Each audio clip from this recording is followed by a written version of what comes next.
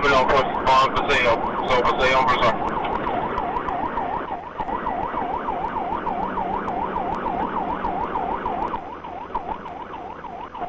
2024, you gotta put it out. You put it out.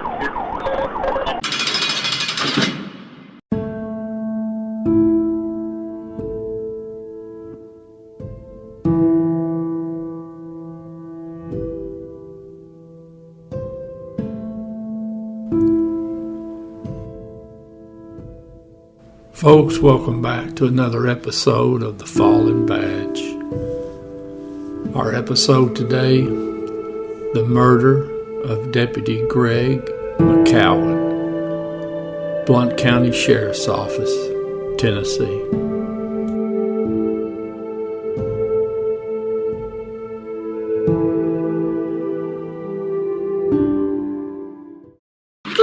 Shots fired, I'm hit. 334's hit.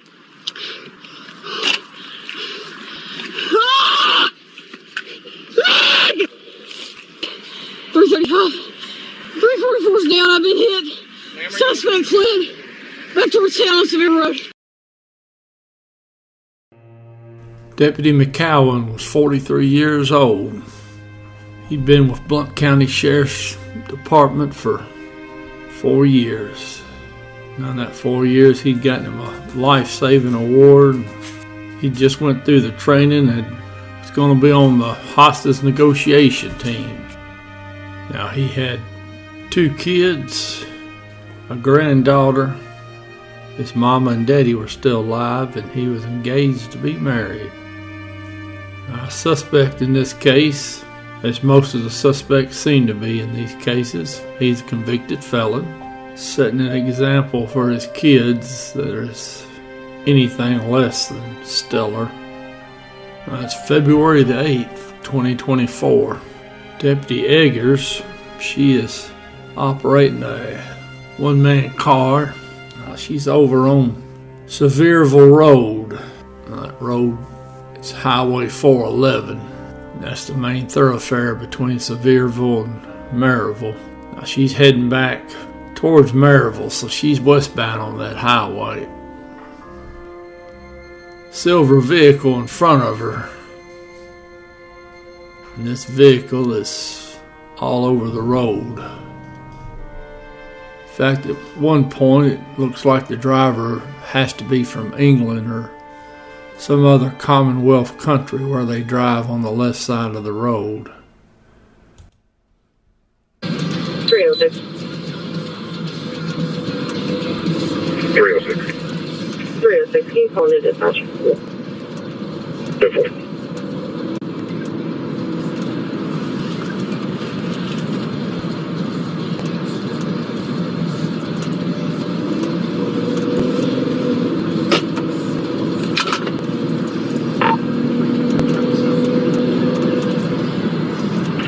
Go ahead. 639 Bravo Lima, Bravo Yankee. It's displayed on the silver Lexus. Sevierville area. I'll get your house in just a second.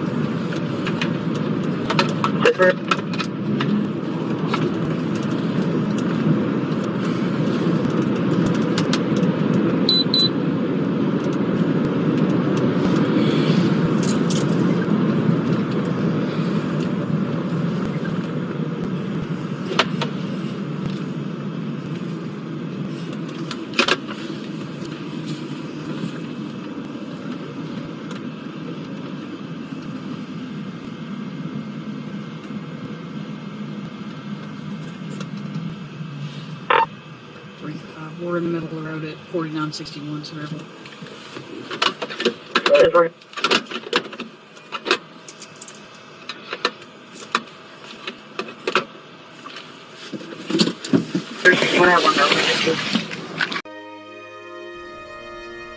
So of course he's monitoring the erratic behavior of the vehicle.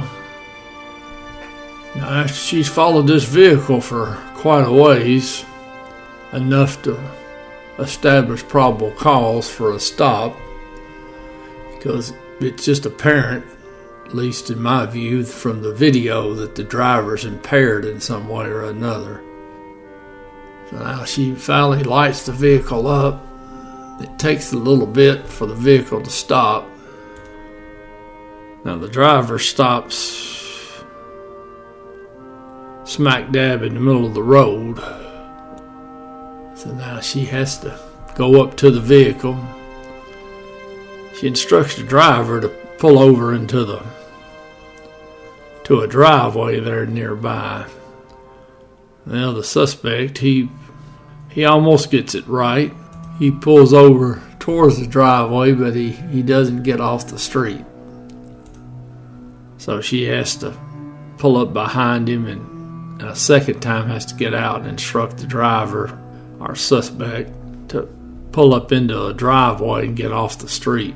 Finally, he gets off up into that driveway, and she goes up the first time and starts talking to him. And you know, when you stop somebody, it's sometimes when they get to be real talkative, it's not necessarily because they're impaired. Sometimes people are just nervous. So he's just yakking away at her. Now she does, I thought, really good. First thing she did when she got up there, she told him why she had stopped him, and that he was all over the road. And she asked him, have you been drinking? And that's good. You should let the driver know immediately why they've been stopped. So they go back and forth about this and that and the other, and she asked the suspect for his driver's license and registration and proof of insurance. So she asked for the suspect's driver's license, registration, and proof of insurance. Now he's able to give her a license and the registration, and he's having a problem finding the proof of insurance. So now she goes back to her vehicle and she checks the information on the suspect. Now also while she's back there, she calls Deputy McCowan on the cell phone. And she lets him know what's going on and that she'd like him to come out that way, which I thought was a really good, smart thing to do, was to get you another car out there, because this fellow's fairly big, and just from the conversation she's had with him, she knows there's just liable to be a problem. And it's always safe having a second officer with you. So now she gets out, she goes back up to the suspect. Well, she, I thought, handled herself really well. Instead of going up to the driver's door again, because you never know what the person in the vehicle may be getting ready to do. So you throw them off and you go around to the passenger side. And she engages him in conversation from there. So they finally get this insurance part out of the way. Well, she's done mention to him that, you know, your driving was really awful. And she says, and oh, by the way, smells like marijuana inside your car, which that might be the impairment or a combination of marijuana and alcohol. In any event, he's argumentative about that. And he says he hadn't been doing any of that. He ain't getting out of the car. So now Deputy Egger, she does good. She just keeps the conversation going. She waits until Deputy McCowan gets there. And Deputy McCowan, he gets out and he goes up. Now he's talking to the driver on the driver's side of the vehicle, and at that particular time, Deputy Eggers is still on the passenger side, talking through the open window. Well, now the suspect's still refusing to get out of the vehicle. Now they gave him voice commands to get out probably a dozen times, and he's refusing. So now finally Deputy McCowan, he advises that he's going to use the taser if the suspect doesn't get out of the car. Now the reason the suspect didn't want to get out of the car, other than he's probably impaired, at least his driving would indicate he was, he's a convicted felon. He's got a pistol inside his vehicle. Well, now, that's 10 years in federal prison right there. So he probably doesn't want to do that 10 years in federal prison. Of course, the answer to that would be, don't carry a firearm with you if you're a convicted felon. But now that would involve intelligence, and evidently the suspect doesn't have a whole lot of that. So now, after he's been warned that the taser is going to be employed on him, they employ the taser. So now the suspect's hollering when they The taser's engaged. And of course, what they're doing is Deputy McCowan, he'll push the button, and of course the prongs will send electricity into the suspect. And then he lets off, and you give commands, get out of the vehicle. That's how you're trained to use it. Suspect still won't get out. Deputy McCowan, he pops the trigger, 4 times, maybe 5. Suspect still won't get out. Now, Deputy Eggers has moved around to the driver's side with Deputy McCowan, and they have gotten the door open because the suspect didn't want to get out. Deputy Eggers has actually tried to pull him out of the vehicle, tried to get his seatbelt off to get him out. And now finally the door gets shut again. Deputy McCowan standing right in front of the driver's door. In fact, he's probably up towards the side mirror of the driver's door. Deputy Eggers is standing kind of behind him. Now that's when the suspect, he pulls a pistol. Now I don't know where the pistol was at. I don't know if he had it on him or if it was in the console or what. Evidently it was out of sight because Deputy Eggers probably would have seen it during her interaction with the suspect. Suspect cranks off initially probably 4 or 5 rounds. Deputy McCowan is hit almost immediately by one of those first few rounds, and he goes down. Now, Deputy Eggers, she runs back towards the rear of the suspect vehicle. She's trying to get cover using her vehicle. Now, the suspect directs fire at her and hits her in the leg. Now, she gets on the radio and says her and her partner have both been shot. Now, the suspect, he does a U-turn there in the yard at this house, and him and Deputy Eggers engage in some gunfire. Now the suspect, he leaves the scene, and according to Deputy Eggers, he heads back westbound, continues on Sevierville Road, heading back towards Maryville, which is where the suspect was originally heading. Now, on the video, which of course I'm not going to show it, if you want to watch it, it's going to be in the description. I don't ever see Deputy McCowan ever move again or make any sounds. Now, Deputy Eggers employs her tourniquet because now that gunshot wound she got was to the right thigh. And the femoral arteries over that way, and that can be a really bad way to go now. Some civilians stop, and she asked the civilians to help. What she needs them to do is help tighten that tourniquet. Now, she lays down in the back seat of her cruiser and gets that civilian to try to apply pressure.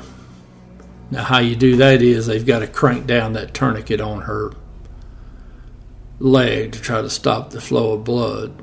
Now, she gets on the radio a 3rd time, and she tells them she needs help out there, that she's about to pass out. So finally another deputy gets there.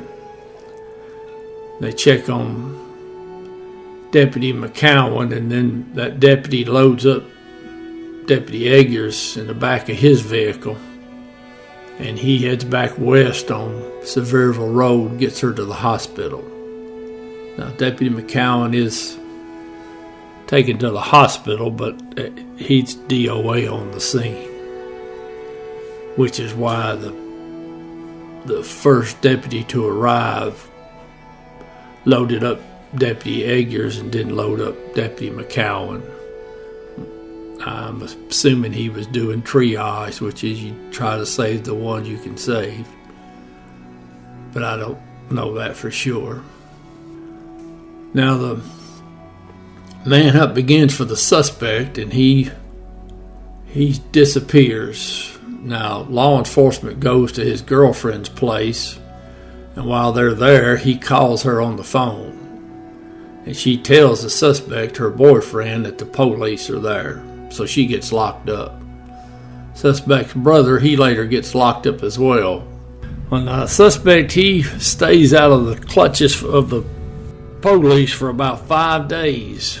February the 13th, with the primarily, I think, the marshals using the cell phone tracking system, they're able to determine that the suspect went into the great state of Georgia, then came back into Tennessee, and then went up to Knoxville.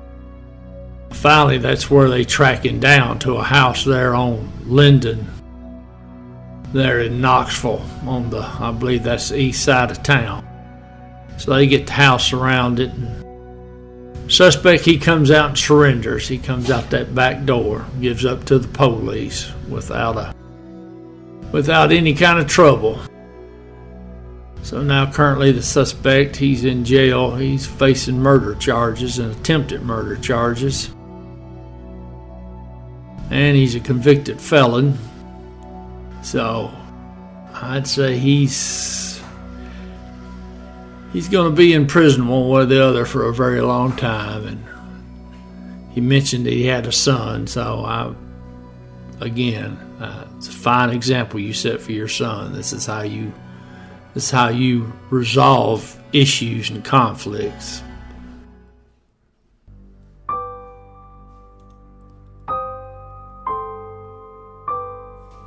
Deputy Greg McCowan.